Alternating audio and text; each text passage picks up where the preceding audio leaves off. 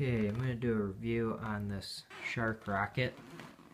We picked this up at Menards. You can get them online, Target, all kinds of places.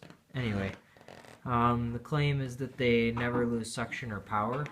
I've actually found that to be largely true. It has, for being that it's a little unit here, I mean it's quite small and versatile. It really does suck quite hard, and seems to be pretty powerful. Really, I would probably give it a 5-star rating. There's only, I'm going to say, 2 things that I don't really like about it. The first being that it's really top heavy, so it cannot stand up on its own. As you can see, I mean, it's just the nature of how it's designed. The top is really heavy, which is actually really nice for cleaning, because you can lift it up really easy, and it's really versatile that way. Yeah, you got a screwdriver? Here, thank you. You can unclip the bottom here. You push this, and the bottom slides out, so it's kind of hard one-handed. But then you can hold it, and it's really easy, so you can suck up in the corners, down on the floor. That's really nice. I really like that feature. I didn't know if I would, but it's actually really nice.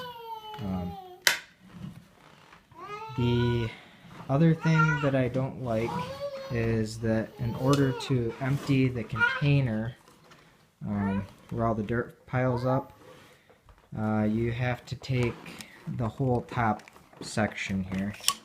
There we go. It stands up by itself when the motor and everything aren't on the top, and this really isn't that heavy. I would say it's only maybe 5 pounds, something like that. It's pretty light.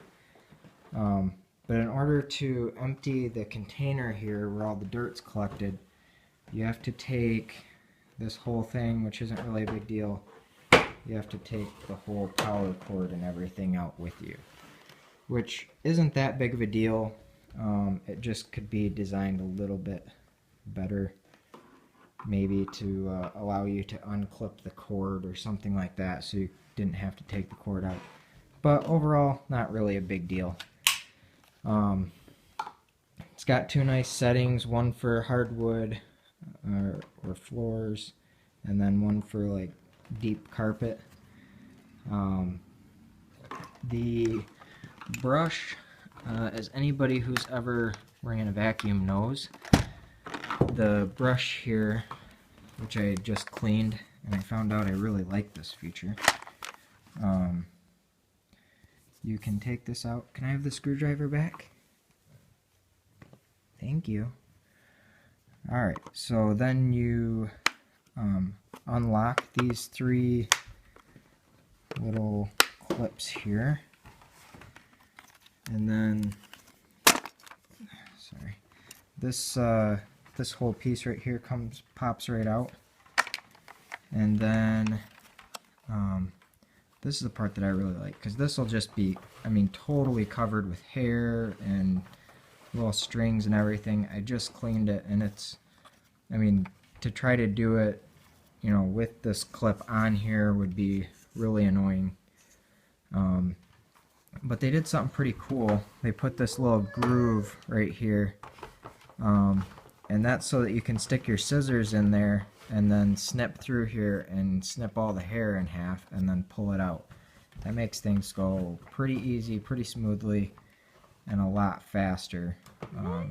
I really thought that was a nice design feature there that they had.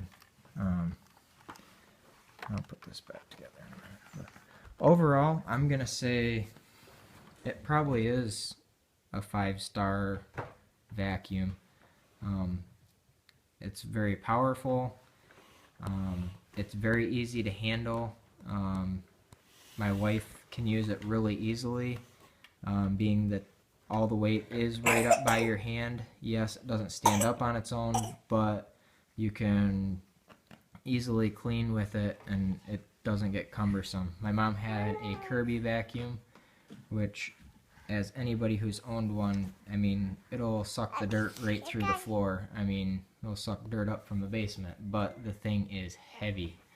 And this is just about, it's pretty powerful, not quite that strong, but it's a lot lighter and easier to handle. Overall, it's a great vacuum, and I would say it would be worth, depending on if you get it on sale or whatnot, you know, somewhere around $150 to $200. I'd say it's worth paying about $150 for. I hope this is helpful, and hope you give it a thumbs up. Thank you.